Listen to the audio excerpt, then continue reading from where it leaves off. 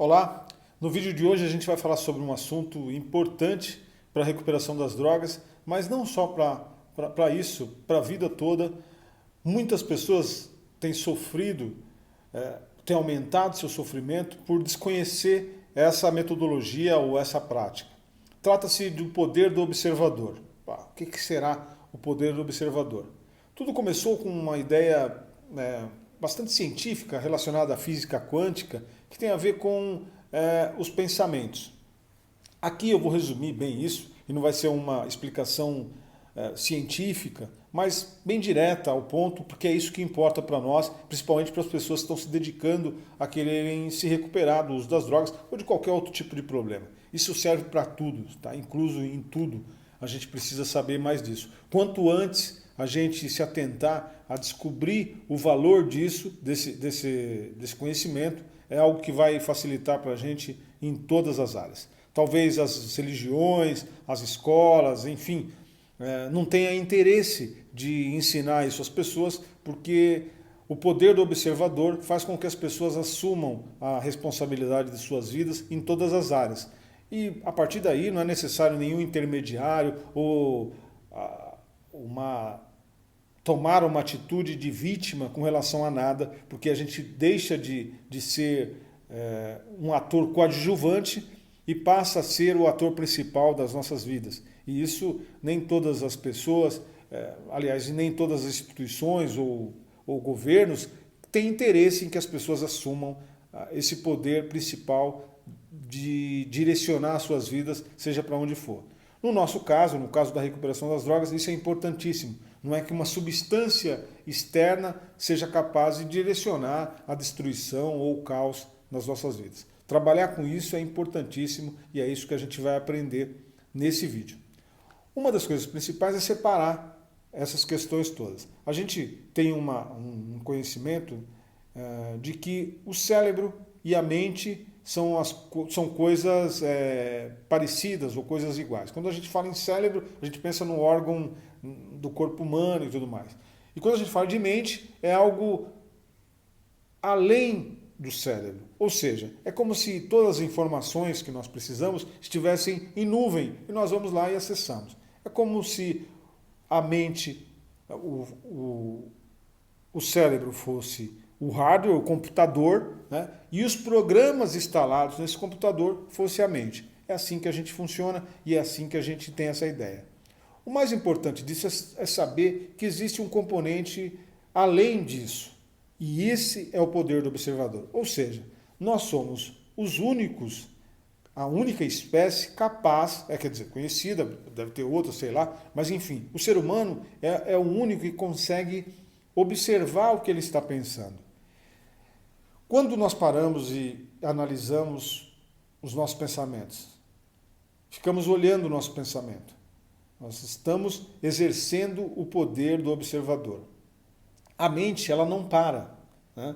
Existe um conceito que é meditação, muito se falado, muitas pessoas falam muito sobre meditação, e às vezes se referem à meditação como a arte de parar a mente. Na verdade, isso é impossível fazer.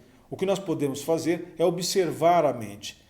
Então, resumidamente falando, o poder do observador sou eu na minha essência. Sou eu quando paro e observo os meus pensamentos e não ajo identificando-me com os meus pensamentos. Ou seja, eu não ajo seguindo os meus pensamentos, mas sim analisando meus pensamentos. Isso tem um efeito muito grande na nossa recuperação. Por quê? Porque quando eu paro para pensar, quando eu sento 5 minutos por dia, no começo do dia ou no final do dia, e fico observando meus pensamentos, eu tenho a ideia de que eu não sou os meus pensamentos. Eu sou aquele que observa os meus pensamentos. E isso faz toda a diferença. Novamente voltando. Quando eu paro e fico analisando, como se atrás de uma pilastra, observando os meus pensamentos chegarem. Quando os pensamentos chegam, eu posso observá-lo e deixar ele morrer de morte natural. Porque a mente tem um monte de... A mente é algo extremamente, não digo danoso, mas ela é extremamente afeita a pensar em várias coisas ao mesmo tempo, bisbilhoteira, desconfiada, enfim, preguiçosa, ela não quer ter vários, não quer analisar seus pontos de vista, apenas vai agindo, como se, eu acho isso e vou fazendo as coisas. Isso tem grande implicação, porque no dia a dia, por exemplo, uma pessoa que tem um sentimento de autopiedade, de dó de si mesmo, então ela se comporta, toda a vida dela, o pensamento é nesse sentido, de como arrumar meios e maneiras para se comportar, que as pessoas tenham dó dela, que a vida é ruim. Uma pessoa, ela não é isso, mas os pensamentos fazem com que ela fique pensando que ela é isso. E ela age de acordo com os pensamentos. Ela em nenhum momento parou para pensar, pera, o que é isso? O que eu estou pensando nisso? Ou a pessoa fica em casa pensando, não vai dar certo isso, eu estou dívida aqui. Você percebe que tem um monte de pensamento ao mesmo tempo? E a gente não consegue lidar com isso. Por quê? Porque a infinidade de coisas que a gente pensa ao mesmo tempo é terrível. E a gente não para pensar nisso. Quando a gente vai fazer uma oração, por exemplo, o pessoal que é religioso vai orar quando está passando por dificuldades, por problemas. E em nenhum momento ele para se sair do problema e analisar aquilo de fora. Quando eu paro para ver isso de fora, eu começo a pensar, puxa, eu estou passando por esse problema, mas eu não sou o problema. Na verdade, existem estudos, né, desde a época de 2.500 anos atrás, na época de Sócrates, os filósofos, o que eles faziam?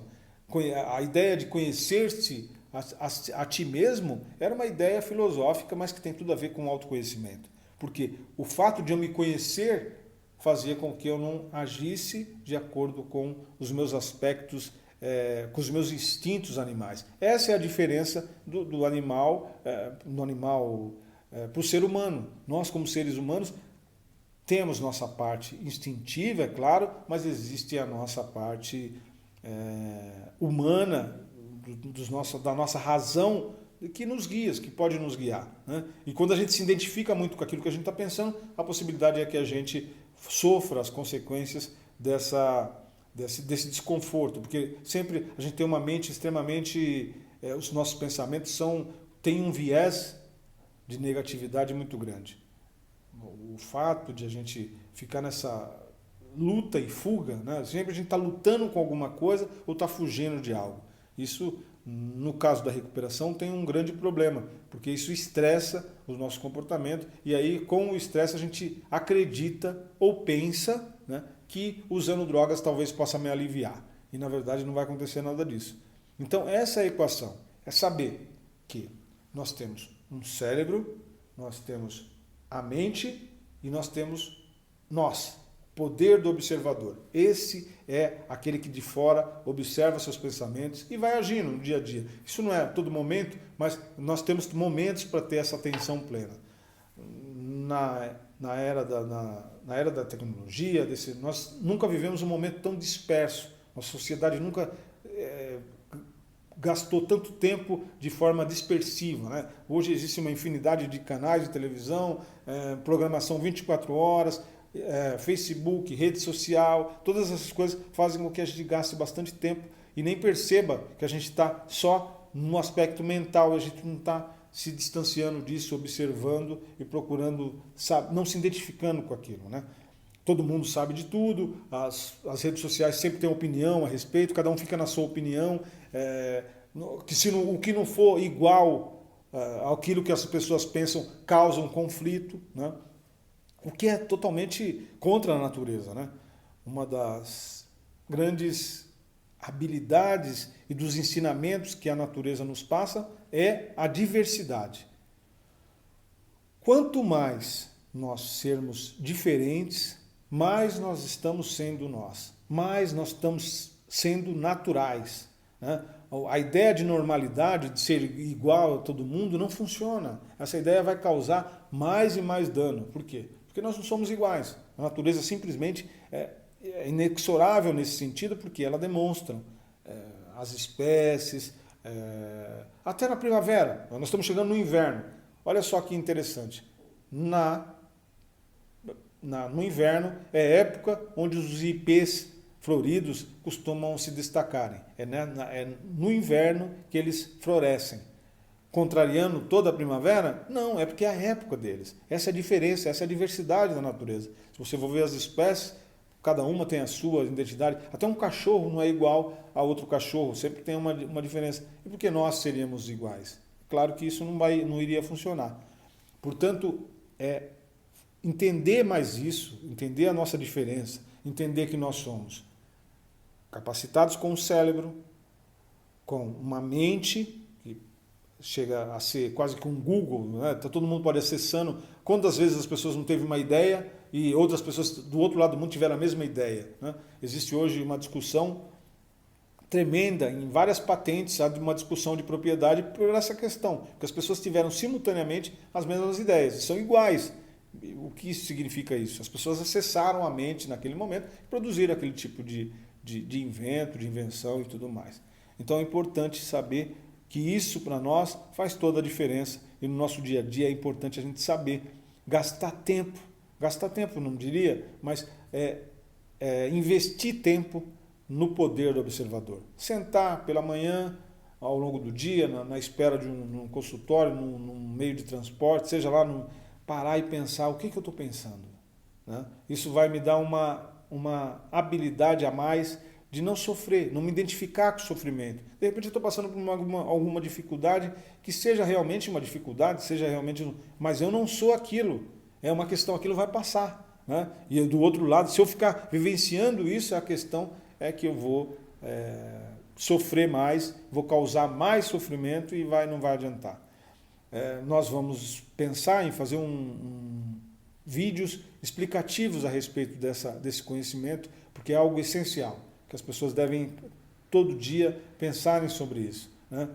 Existe uma figura muito legal na filosofia que é com relação ao Minotauro e ao Centauro. Talvez a diferença é que o Minotauro, a cabeça dele é de um animal e o corpo é humano. E no Centauro, a cabeça é humana e o corpo é de animal. O Centauro ainda tem um arco e flecha, que significa atingir o alvo. Ele está agindo com, apesar de existir um corpo animal, que tem os nossos instintos, enfim, todos os nossos instintos físicos, as necessidades do nosso corpo, mas elas não podem dominar os nossos desejos, não pode dominar o aspecto da razão, a nossa mente, o nosso eu verdadeiro, né? Então é importante entender isso. Quando eu entendo isso, eu não me comporto sempre como um minotauro, né? Eu não me comporto, eu vou ter momentos evidentes de agir como um minotauro, mas o objetivo é ser um centauro, atingir os meus objetivos, minhas metas, a minha realização como ser humano. Qual é a realização do ser humano? Qualquer ser humano, né? É ser justo, bom, belo, fraterno, bondoso. Isso são as nossas qualidades. Todos nós temos essa semente da justiça, da fraternidade, da bondade, da beleza. Isso tudo faz parte, está enraizado dentro de nós, né? Até uma criança já nasce com essa, sabe, ter a ideia do que é justo, do que é bom.